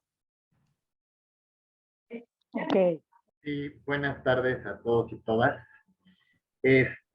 Bueno, es muy enriquecedor el poder escuchar hablar acerca de la alimentación, porque es algo que nos es tan cotidiano que nos llega a parecer algo pues, desapercibido, hasta de poco valor y de poca importancia, cuando pues es fundamental, es la base de la supervivencia y de la sobrevivencia. pero no solamente la supervivencia, sino la sobrevivencia, sino también desde como nos lo ha planteado el doctor Ángel Méndez, desde la convivencia, la cultura, la vinculación. A mí me llama mucho la atención la alimentación como elemento de vinculación. Muchas veces se ha dicho que cómo se puede hacer para que los conocimientos que se cocinan dentro de la academia se pueden compartir hacia el exterior, hacia las personas a pie, las personas que se encuentran en la sociedad en general. Y yo creo que la comensalidad es como un elemento que nos puede hacer un puente o servir de puente para con otros ambientes y otros espacios. El problema es que como que no lo hemos sabido hacer, por un lado, y por otro lado, hay como una clasificación, hay como como una serie de etiquetas también puestas a la comida, ¿no? Hay como niveles de clases en la comida, no solamente, la comida no es la comida o es el alimento, sino existen tipos de comida y los ricos comen una cosa y los pobres comen otra cosa, entonces nosotros precarizamos la comida y cuando esta comida llega a escasear, pues nos tenemos que olvidar de esas precarizaciones y entonces darle su valor común, que es el de ser alimento, ¿no? Entonces, más que yo mi pregunta sería, o pues sí, mi cuestionamiento es, ¿cómo poder hacer que la comida pierda esas etiquetas? ¿Cómo poderle devolver su valor original como elemento, por un lado, de alimentación, pero también como elemento de encuentro entre todos, todas y todes, ¿no? Sí, muy bien, muchas gracias. Muy buena pregunta. Qué bueno que estás aquí, Lalo. Sí, mira, yo creo que tú lo dijiste, ya estabas dando la respuesta, entonces yo voy a tomar tu propia respuesta porque me parece muy acertada. La cuestión de la comensalidad es clave. O sea, que la comida no es únicamente de factor nutricional, que es muy importante, ¿no? Para la sobrevivencia, sino también tiene un factor social, político e incluso espiritual. Entonces, el sentido de comensalidad nos da esa posibilidad de ver la comida más que como un elemento meramente material y cuantitativo, como como un elemento realmente cualitativo, ¿no? De calidad como seres humanos, humanitario, ¿no? Cuando hacemos experiencias de comensalidad, que es compartir la mesa, nos hermanamos, hay un mayor sentido de sororidad con el mundo y con las personas. Y a veces no importa realmente lo que comas, ¿no? O sea, pueden ser unos frijolitos, no tiene que ser caviar y cosas sofisticadas y caras, sino a veces las cosas más accesibles y básicas, como frijoles en México, el maíz, y pues Venezuela tendrá también sus comidas más básicas y esenciales. Esas comidas que son muy económicas muchas veces son más ricas cuando lo compartes con la gente, ¿no? Yo he estado con comunidades en ambientes rurales o indígenas donde la gente apenas tiene de comer y siempre te da de comer, ¿no? Llegas a su casa y lo primero que te ofrece es el pan, ¿no? Parten el pan que tienen, te lo dan y lo comparten con muchísimo gusto. Y sabe tan sabroso, ¿no? Ese es el vivir sabroso del cual hablaba. Entonces, yo creo que ahí está la clave de aprender a vivir sabroso y a compartir un sentido verdadero de hospitalidad. Eso es realmente una teología alimentaria. O sea, el subtítulo del libro es Hacia una teología alimentaria, ¿no? Porque yo me daba cuenta al principio cuando estaba estudiando e investigando sobre el tema y escribiendo la tesis doctoral, de que había una teología muy insípida, sin sabor, deserotizada, descorporeizada, y que finalmente te dejaba anoréxico, ¿no? No podías alimentarte. Entonces, la pregunta para mí fue, ¿de qué manera podemos construir o proponer una teología alimentaria que sea nutrimento, ¿no? Que pueda saborear los textos teológicos, los discursos teológicos, las propuestas teológicas y que no sea algo abstracto irrelevante, frívolo, completamente intelectualizado para unas élites, sino que sea acceso, ¿no? Entonces, yo creo que sí es posible que la teología pueda alimentar, pueda nutrir, siempre y cuando pues vaya con estos principios y estos valores, ¿no? Entonces, ese es un reto, ¿no? El futuro de la teología tiene que ser alimentaria, si no, no sería teología. Muchas gracias, Lalo. A esa conclusión. Mariana, ¿te anima entonces? Sí, claro. Ángel, Ajá. muchas gracias por esa presentación. Ay, gracias, María. Yo puse había puesto esa pregunta en el chat por facilitar las cosas, Ah, no hablar tanto, pero a ver, mi pregunta es muy concreta, ¿no? Y la voy a contextualizar, ¿no? Entonces, yo a había ver. puesto, alguien dijo que el hambre y la pobreza nunca se iban a acabar y que había que aprender a rentabilizar esta situación. Entonces yo te pongo, me gustaría saber tu opinión sobre los sistemas dark, ¿no? O los sistemas oscuros, que maquillan las situaciones para deslegitimar las condiciones de la pobreza alimentaria y justificar la desigualdad en la distribución de los recursos, ¿no? Sí, Esa es la pregunta. Entonces, yo voy a poner, sí. voy a ejemplificar rápidamente. La semana pasada, cuando presenté la iniciativa de Cocina Lab, que es una iniciativa que estamos trabajando aquí en España, que vincula gastronomía con innovación, ¿no? Fomentaba una iniciativa que se generó durante la pandemia aquí en España que se llamaba Frena la Curva, ¿no? Que era una plataforma que geolocalizaba en tiempo real las necesidades en territorio. Y Frena la Curva se extrapoló a más de 22 países de Iberoamérica, entre ellos Venezuela, que tuvimos que diversificar la plataforma porque nos hackearon la plataforma y tuvimos que utilizar otros dispositivos. Pero más allá de eso, eh, nosotros visibilizamos la parte de la crisis humanitaria que dejó la pandemia. Y retomando un poco lo que tú estabas comentando de la sororidad, ¿no?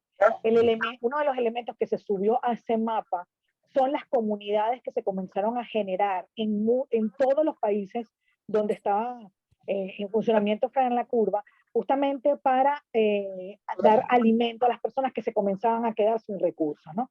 En España en concreto, para la gente que no piense que en España no hay pobreza, no, en España hay un 23% de pobreza, por si acaso, Sí. ¿no? Luego, Y desempleo, dos, ¿no? También. exactamente. Entonces, en el mapa se comenzaron a subir familias que comenzaron a pasar a formar parte del umbral de la pobreza, porque comenzaron a quedarse sin recursos, sin empleo, bueno, todo eso. Y surgieron las colas del hambre. Esto era impensable hablar de este tema en un país como España, ¿no?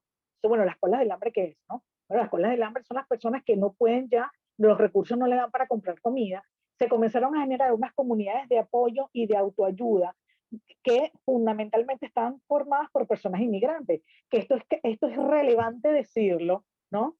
Porque justamente pensamos en eso que estoy diciendo, ¿no? Esos sistemas de justificar la desigualdad de la distribución de los recursos y cómo puede ser posible que un país desarrollado, ¿no? Tenga colas del hambre donde sean los inmigrantes los que están dando de comer a otras personas que también son españolas, ¿no? Y eso menciona a las personas también sin techo, ¿no? Y entonces este elemento me parece importantísimo vincularlo con Latinoamérica, porque en Latinoamérica surgieron movimientos, sobre todo, por ejemplo, en Chile, que se llamaban las ollas comunes.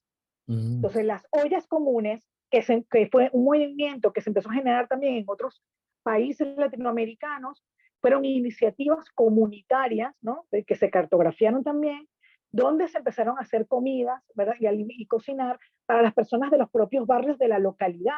Entonces, tuvo un impacto potente y mucho más amplio a nivel de eso, porque permitía contrastar por una parte la pobreza y por otra parte la alimentación, ¿no? Pero bueno, sí. Doy este rodeo solo para retomar la pregunta, ¿no? ¿Qué pasa cuando están estos sistemas dark que justifican de alguna manera, de manera probablemente más perversa, por decirlo, más maquiavélica, ¿no? Donde no se habla tanto de pobreza alimentaria, donde todavía se siguen legitimando ciertos discursos de no hay recursos para todos, cosa que no es verdad, porque nos estamos cargando el planeta y cada país ya se ha cargado más de la mitad de los recursos que tiene disponibles para esto. Entonces yo quería ver un poco tu opinión crítica pensando justamente en ese elemento tan crítico que tenemos que tener para abordar ciertas temáticas. No sé qué, bueno, gracias. Gracias, Mariana. Muy bien, excelente. Mira, tú misma diste la respuesta, porque ahí en estas iniciativas que hay de la gente de tomar las riendas, de salir a la calle, de dar de comer, de hacer gestos de hospitalidad, de tener más acceso a la comida, ahí ya empiezan estas transformaciones como una respuesta a estos sistemas dark del que tú hablabas, ¿no? Otro término para los sistemas dark, viene del pensador africano Achille Mbembe, que él usa la categoría de necropolíticas. Son políticas de Ajá, muerte, ¿no? exacto, Que lo que promueven es ujú, la muerte en lugar de la vida, y son exacto. estas políticas dark, ¿no? Que son a veces cínicas, siniestras, indiferentes, sin ningún sentido de solidaridad, y no tiene ningún interés más que en el interés privado, ¿no? Para solamente unos cuantos. Entonces son las necropolíticas. Ante esta oscuridad de las necropolíticas, estas alternativas subversivas, muchas veces transgresoras de los sistemas, como dar de comer a la gente que tiene hambre, son las que crean estas posibles transformaciones, crean como fisuras, ¿no? Son grietas en estos sistemas, en estos muros, que nos impiden ver la posibilidad de otro mundo posible, que sí es posible otra forma de vivir y de relacionarnos con la gente. Entonces, estos grupos subversivos, estas transgresiones eh, de pueblos, de comunidades, de dar de comer a la gente que tiene hambre, pues son una forma de transgredir estos sistemas necropolíticos y de crear fisuras en los sistemas. Entonces, yo creo que esa sería la respuesta, ¿no? Romper, transgredir, interrumpir, crear fisuras en estas necropolíticas que ha hecho muros y que ha pues creado la crisis humanitaria es realmente por unos cuantos, los que están en el poder, los que tienen las empresas, los que tienen el dinero. Y Exacto. otra Ujú. cosa es también ver dónde está el desperdicio de la comida, porque también se desperdicia, se tira a la basura un montón de comida que también puede ser de alguna forma redistribuida antes de que se eche a perder, redistribuida entre la gente que menos tiene. Entonces también ahí hay otra forma de hacerlo. Otra forma también de responder a estas políticas dark de las que tú hablas es crear comunidades de sustentabilidad donde podamos crecer las plantas. Aquí en México, por ejemplo, en Xochimilco, y esto Lalo lo sabe muy bien, porque él vive en Xochimilco, hay milpas donde se crece el maíz, el frijol, los jitomates, la papa, todos los alimentos básicos, y la gente come a partir de todo lo que se da ahí localmente. Incluso Sí, está yo el creo que estudio, sí, está el estudio de que con las milpas, si realmente recuperamos las milpas que han sido tomadas por industrias privadas, por el narco en México, por el Estado, por los ejidos, muchas veces que son sistemas de poder que toman las tierras. Si realmente retomáramos las tierras, como las milpas en Xochimilco, y nada más con que las retomáramos y volviéramos a plantar todos estos alimentos básicos, tendríamos suficiente comida para alimentar a toda la Ciudad de México. Estamos hablando de una ciudad que tiene 25 millones de personas. Entonces, ujú, sí, o sea, sí existen las tecnologías, las capacidades, las posibilidades. El problema es que está dominada por unos grupos de poder y por unos grupos de crimen y por estas necropolíticas. Entonces, romper con estas necropolíticas a partir de estas iniciativas locales, muchas veces sí. comunitarias, de alianzas, y eso es lo que va a poder contrarrestar a todas estas políticas dark de las que hablabas. Sí, yo estoy de acuerdo contigo. Yo creo que hay que hacer como una vuelta de la economía global a la Ujú. economía local y una apuesta por la economía local, correcto. Sí, Sí, sí. sí, Gracias. totalmente. Bueno, Ok. nos quedan en dos manitos levantadas, la de Leonardo Páez y la de Carlos Rojas.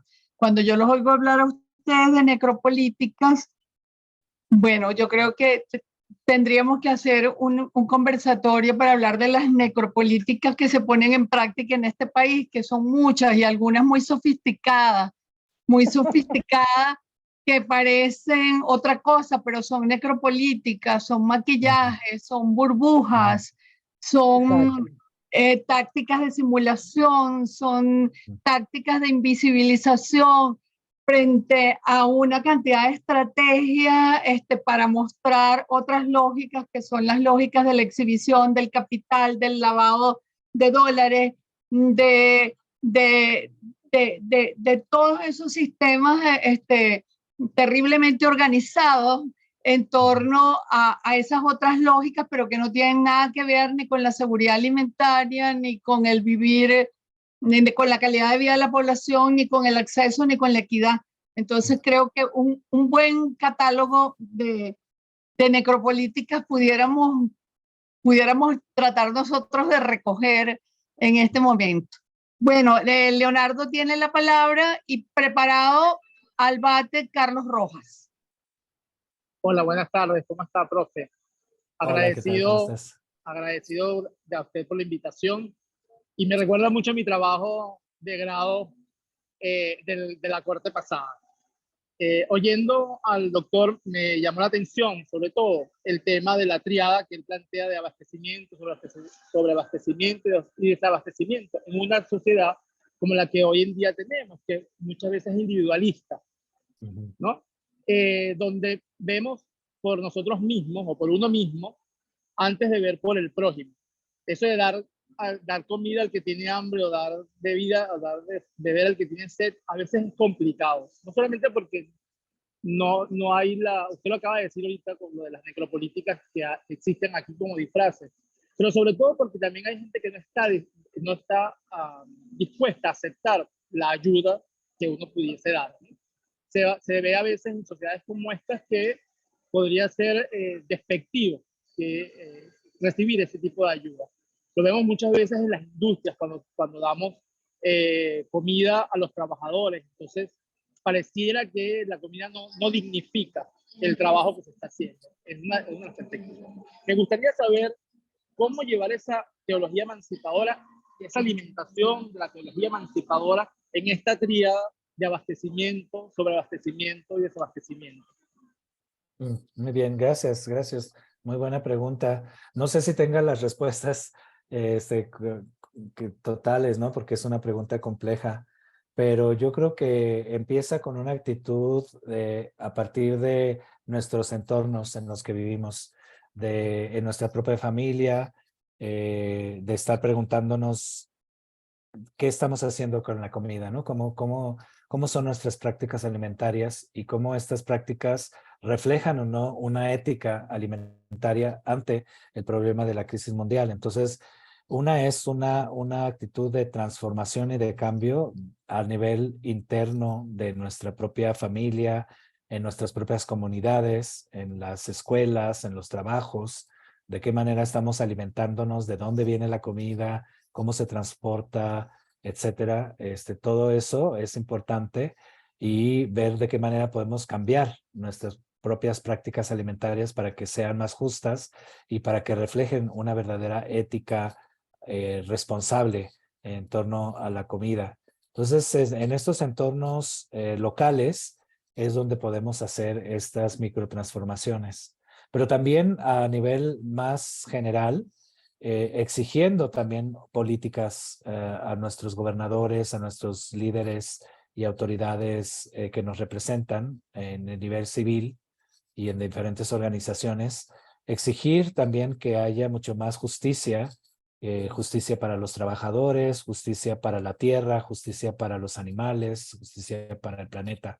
Entonces también ahí yo creo que es otra forma de ir haciendo estos cambios que son tan necesarios para poder sobrevivir ante estas crisis que estamos enfrentando. Vamos ahora con Carlos Rojas y hay una pregunta de Cecilia González, pero que no la veo en el chat. Cecilia, si me la mandas por el teléfono, Nada, yo sí la veo porque me la mandó directamente a mí.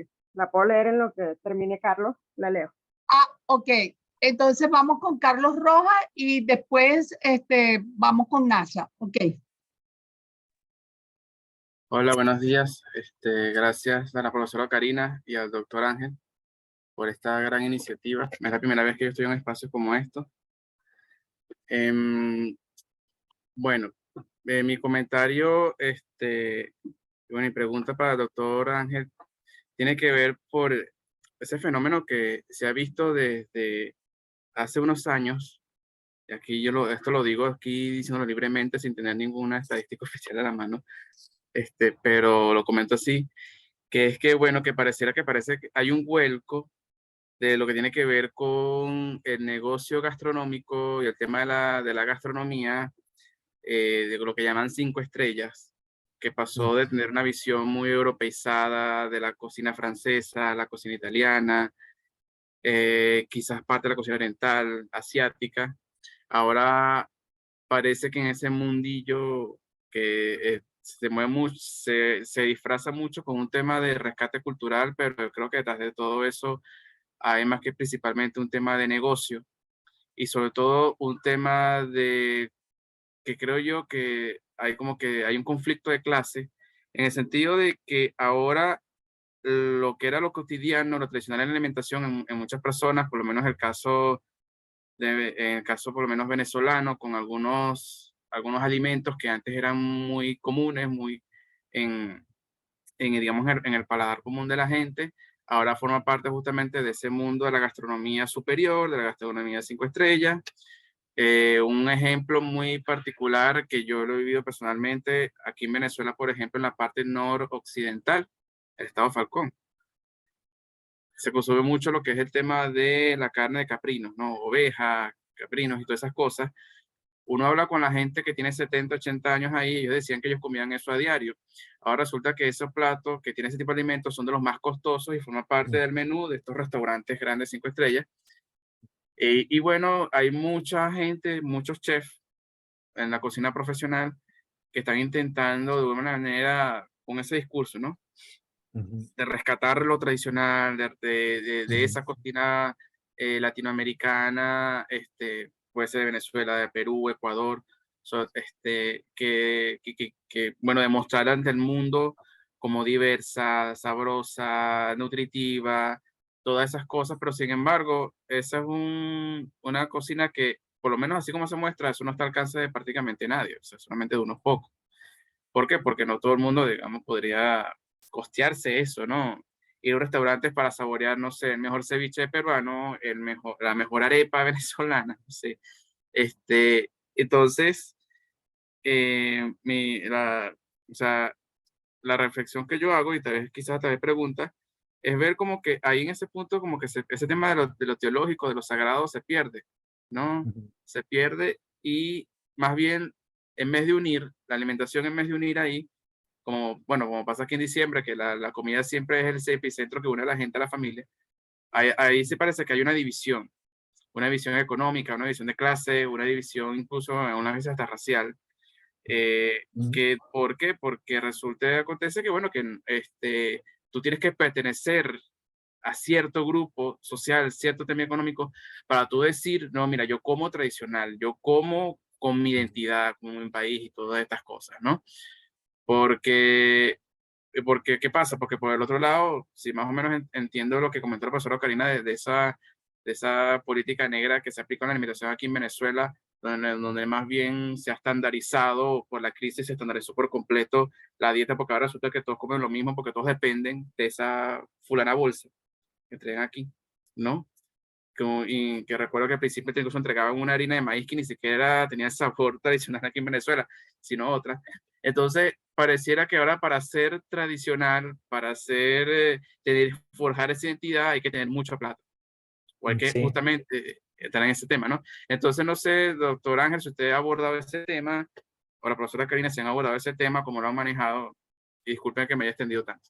No, al contrario, muchas gracias por compartir, porque es lo mismo que sucede aquí en México, ¿eh? No son ustedes los únicos que están sufriendo esta como frivolización de grupos elitistas de las comidas, sobre todo las comidas orgánicas, incluso las comidas de origen de pueblos originarios del mundo prehispánico. Actualmente en México hay una explosión de restaurantes que explotan el concepto, esta etiqueta de comida prehispánica y que realmente no lo son, ¿no? O sea, simplemente es una propaganda para atraer clientes y para crear este tipo de elitismos alimentarios y culinarios. Entonces sí hay, es cierto que sí hay una frivolización y mercantilización, un aprovechamiento de estos nuevos movimientos culinarios y gastronómicos. Los superfoods también, ¿no? La supercomida, superfood, que antes eran las espinacas, los frijoles, el maíz, etcétera, que eran muy accesibles a la gente, ahora están sobrevaluados por todas este mercado y diseños de mercado de los superfoods, y es únicamente accesible para personas con un mayor ingreso, y las personas que tienen menos ingresos pues no pueden comer estas comidas orgánicas, ¿no? Lo orgánico es únicamente para los ricos y no para los pobres, entonces ahí también es un problema muy grande. Yo creo que la única forma de contrarrestar este problema, pues que va a continuar, supongo, y que pues unos grupos se vuelven más dominantes que otros y aprovechan el mercado, manipulan a las conciencias y a las personas y a los clientes. La única forma de contrarrestar eso es a través de una conciencia de desenmascaramiento, ¿no? Tú ya acabas de desenmascarar estas dinámicas. Entonces, ya desde ahí ya hay una actitud de conciencia que es crítica y que es muy sospechosa también de estos tipos de mercantilización de la gastronomía y de la comida, y que finalmente se vuelve frívola y únicamente accesible para unas élites. Entonces es desenmascarar estos sistemas, tener una actitud crítica y promover y consumir en lugares locales, en lugares donde tú realmente ves que no es el show de toda esta máscara que nos ponen de las comidas prehispánicas o locales o superfoods y orgánicas, sino que realmente es de la gente local, que tú conozcas, que tú sepas dónde están cultivando, de dónde viene esa comida, cuánto están pagándole a los trabajadores, etcétera. Entonces, yo creo que por ahí va la posibilidad de una transformación, porque es contrarrestar. Finalmente nosotros somos clientes. A veces somos clientes inconscientes, ¿no? O sea, nos manipulan a tal nivel que no nos damos cuenta de los daños que esto puede causar y de la manipulación que está creando. Por ejemplo, en México es uno de los mayores consumidores de Coca-Cola. Entonces, mucho tiene que ver con la industria de la Coca-Cola, que te dice que si comes Coca-Cola vas a ser feliz, vas a ser importante, vas a triunfar, vas a ser exitoso. Te ponen gente blanca y todo es bonito y todo es como Disneylandia. Y entonces uno inconscientemente se vuelve víctima también de estas manipulaciones. Entonces, tener una conciencia crítica es muy importante en cuestiones alimentarias, porque eso da la posibilidad de una transformación y de rehusarnos a ser consumidores. El momento en que nosotros dejemos de consumir Coca-Cola, Coca-Cola se va a acabar. O sea, va a venirse abajo. Entonces, ahí está, yo creo que tener una mayor conciencia. En Estados Unidos, por ejemplo, los migrantes que son tan maltratados, tan explotados, tan esclavizados en Estados Unidos, sobre todo los que trabajan en el campo, los que trabajan en toda la cuestión de los productos alimentarios, nuestros latinas, comunidades latinas, están sufriendo esa explotación y hay una discriminación terrible, ¿no? O sea, siguen odiándolos. Ya tenemos a Trump, que ahora se está promulgando otra vez para la presidencia en el 2024, esperemos que no llegue. Pero Trump, por ejemplo, todo este odio que está creando acerca de los migrantes, y sin embargo, si tuviéramos un solo día sin migrantes, un solo día sin mexicanos, un solo día sin latinos en Estados Unidos, se viene abajo la economía. Entonces, es una explotación en la cual no reconocen el valor de los trabajadores y están comiendo de eso, ¿no? O sea, ellos se favorecen, se engordan a sí mismos y no están haciendo un trato justo hacia los migrantes. Entonces, también ahí, cuando tú creas una conciencia alimentaria, una conciencia crítica, puedes desenmascarar estos sistemas de opresión y de manipulación y de explotación, y puedes también hacer algo concreto, que es no consumir. Y al no consumir, ya les estás restando mercado. Y entonces se viene abajo esas economías, ¿no? Entonces, yo creo que sí, promover el mercado local, promover la gente que tú conoces, de dónde viene la comida, en lugar de estas grandes transnacionales que están explotando a la gente y manipulando a las conciencias. A mí me gustaría comentar simplemente por porque de alguna manera Carlos me preguntaba si había trabajado algo de eso, pero comentar también que cómo en estos tiempos que estamos viviendo ahorita, el tema gastronómico se ha convertido en un tema demasiado de moda, un tema que también es un espectáculo. O sea, lo gastronómico también es un espectáculo y que funciona según esa lógica y esas leyes del espectáculo.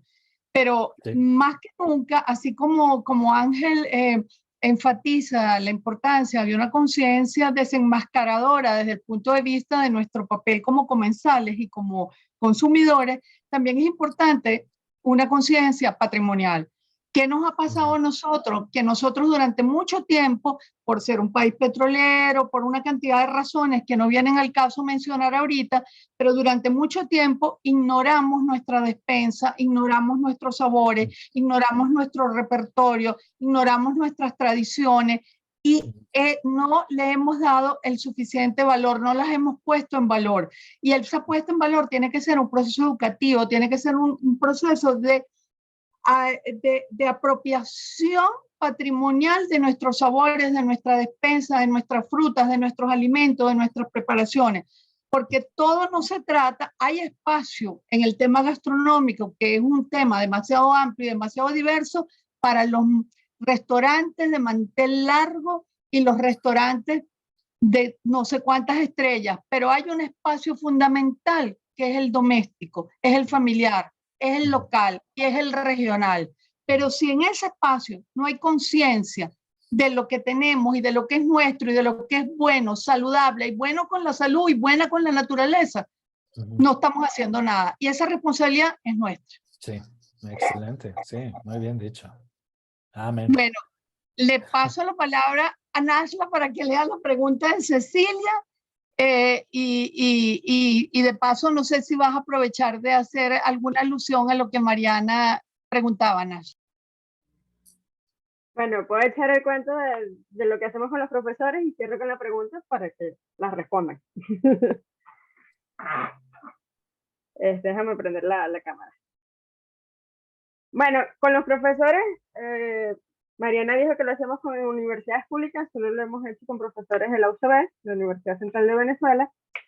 Hemos atendido en el punto donde más profesores hemos atendido ha sido 143 profesores jubilados o jubilables.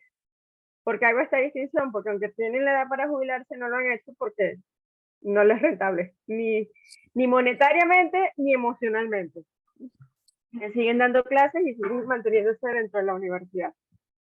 El año pasado fue un año particularmente duro al respecto. Se murieron, que nos hayamos enterado, 4 profesores, no de desnutrición, pero sí con hambre. O sea, tenían unas patologías que se complicaron por la mala alimentación, pero no están todas las variables que utilizan los expertos para decir que murieron de desnutrición, pero claramente murieron con hambre. El apoyo ha sido fundamental.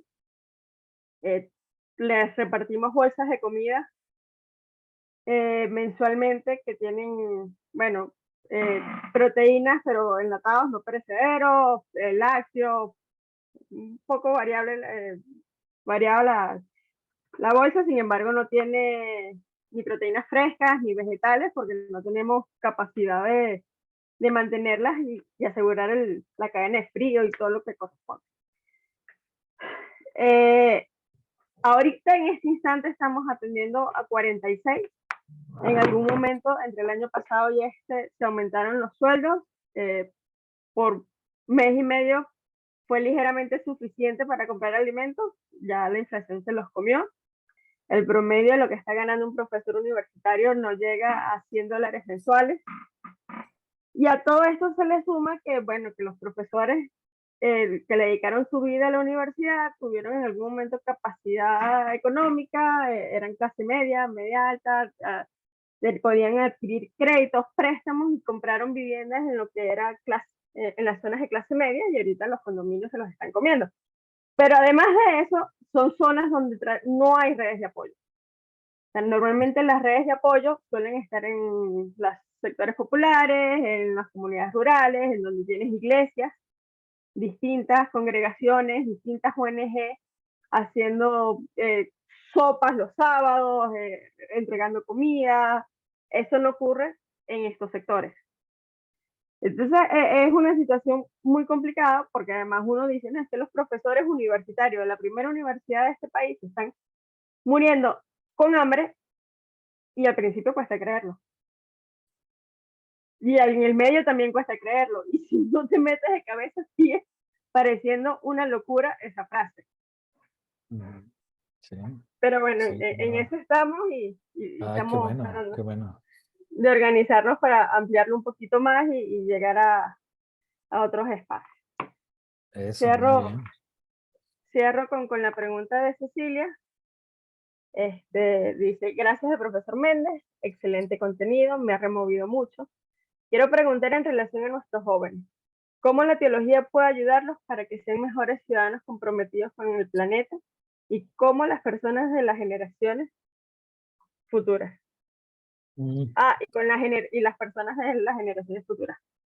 Sí, yo creo que los jóvenes es la esperanza del futuro y los niños también. Entonces, ya lo había dicho Karina muy precisamente y estoy de acuerdo, tiene mucho que ver con la educación, con una educación integral, donde la teología, esta teología que propongo yo, una teología crítica, sapiencial, emancipadora, transformadora, este tipo de teología puede ser una parte en todos los ingredientes de una educación integral, donde se analicen todos estos problemas y que tengamos una conciencia desde niños. Que los niños puedan ir a la escuela y que en las mismas escuelas ellos tengan acceso a una forma de crear una alimentación sustentable, ecológicamente correcta, dentro de las mismas escuelas. Las escuelas tienen espacios, jardines, y aprovechar los jardines para tener huertas, para tener plantas, para poder también ser parte de esta transformación y de esta conciencia. Entonces, yo creo que sí, qué bueno que mencionan los jóvenes, porque también yo diría, los jóvenes y los niños son el futuro de nuestra sociedad y del planeta, entonces en ellos va a estar el futuro, ¿no? O sea, muchas de las cosas no las vamos a ver nosotros, de las transformaciones o de lo que va a pasar en el mundo del futuro y la comida del futuro, no lo vamos a ver nosotros, pero sí podemos empezar a sembrar semillas, a hacer un semillero, ¿no? Porque eso abre la posibilidad de una mayor conciencia y lo tenemos que hacer desde la experiencia doméstica, una educación doméstica en las familias, pero también en las escuelas, donde pueda haber una mayor conciencia de la ecología, del planeta, de los alimentos, de la producción, de la distribución, del consumo de los alimentos. En la medida en que seamos más conscientes, podemos desenmascarar, como ya han mencionado algunas personas anteriormente, desenmascarar estos sistemas necropolíticos, y transformar, ¿no? Crear una vida más vivible para todas las personas, el bien vivir, el vivir sabroso. Y lo podemos hacer a veces sin tanto dinero, sin tanta infraestructura. Muchas veces es únicamente una cuestión de conciencia, de educación, de aprendizaje, de una conciencia crítica y que puede ser la posibilidad de una transformación. Bueno, yo quiero agradecerle a Ángel. Yo creo que efectivamente esto ha sido una fiesta y un banquete. No será el matrimonio del guajolote, no será el matrimonio del guajolote, pero en el espíritu del libro de Ángel, y en el espíritu de otras de sus publicaciones, hay una sobre Pina Bausch, que como yo soy una gran admiradora de Pina Bausch, me encanta el título de ese trabajo donde dice bailemos, bailemos. Entonces, bueno, bailemos, bailemos, compartamos, y juntémonos en la mesa y juntémonos de corazón, que yo creo que es el mensaje de esta tarde, y cada uno en lo que cada uno de nosotros hace, con sus circunstancias puestas y con sus luces y con sus sombras y con sus posibilidades, hagamos con honestidad lo que podamos hacer para que esta teología, tal y como la hemos visto hoy, pueda encarnarse en cada uno de nosotros y esta pueda ser una manera de tener una comunión entre nosotros en pleno finales del año 2022 y en pleno momento en que nos toca enfrentar tantas cosas complicadas y difíciles. Muchas gracias, Ángel. Para nosotros ha sido de verdad un orgullo y una alegría tenerte con nosotros. Esta es tu casa. Ojalá podamos hacer muchas cosas juntos, contigo, con la Ibero, con Laura, con todos los que nos han acompañado esta tarde. Y como se dice en este país, como nos gusta despedirnos, que Dios te bendiga. Que Dios los bendiga a todos. Muchas gracias. Es un gran placer y ya nos encontraremos de nuevo, por supuesto. Muchas gracias, Mariana.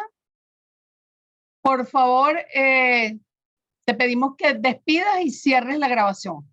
Perfecto. Bueno, muchas gracias a todos y todas. Con esto nos despedimos. Hasta la próxima. Abrazos.